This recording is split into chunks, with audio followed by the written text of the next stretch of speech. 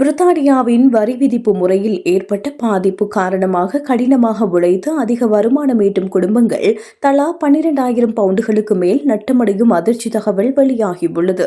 இதனை நிபுணர்கள் குடும்ப தலைவன் அபராதம் என அழைக்கின்றனர். பிரித்தானியாவில் ஒருவரது வருமானம் 1,00,000 பவுண்டுகளை எட்டும் போது அவர்கள் சந்திக்கும் விசித்திரமான வரி விதிப்புகள் குறித்து ஐஜி நிதி நிறுவனம் ஒரு புதிய ஆய்வறிக்கையை வெளியிட்டுள்ளது. இதன்படி ஒரு குடும்பத்தில் கணவன் அல்லது மனைவி ஆகிய இருவரில் ஒருவர் 1,10,000 பவுண்டுகளும் மற்றவர் 10,000 பவுண்டுகளும் சம்பாதித்தால் அவர்கள் தலா 60,000 பவுண்டுகள் சம்பாதிக்கும் ஒரு தம்பதியினரை விட வருடத்திற்கு 12,450 பவுண்டுகள் அதிகமாக வரி செலுத்த வேண்டியுள்ளது அல்லது சலுகைகளை இழக்க வேண்டியுள்ளது.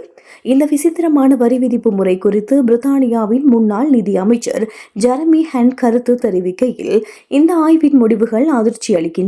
1,00,000 பவுண்டுகள் என்ற இந்த வரி வரம்பானது மக்கள் கடினமாக உழைத்து தங்களது உத்தியோகத்தில் முன்னேறுவதையும் அவர்களது குடும்ப பொருளாதாரத்தையும் எவ்வாறு தேவையின்றி பாதிக்கின்றது என்பதை இது வெளிச்சம் போட்டு காட்டுகின்றது என தெரிவித்துள்ளார்.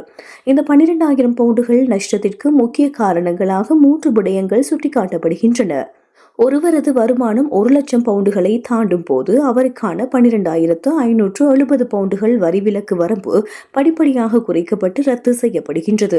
கணவன் அல்லது மனைவி இருவரில் ஒருவரது வருமானம் 1,00,000 பவுண்டுகளை தாண்டினால் அவர்களுக்கு அரசாங்கத்தால் வழங்கப்படும் வாராந்த 30 மணித்தியால இலவச குழந்தை பராமரிப்பு சலுகை முற்றாக பறிக்கப்படும். ஒருவரது வருமானம் 80,000 பவுண்டுகளை தாண்டும் போதே குழந்தை கொடுப்பனவுக்கான வரம்புகள் ஆரம்பமாகி அதிக வருமானம் ஈட்டும் போது வாரத்திற்கு 27.05 பவுண்ட் என்ற அந்த கொடுப்பனவு முழுமையாக நிறுத்தப்படுகின்றது.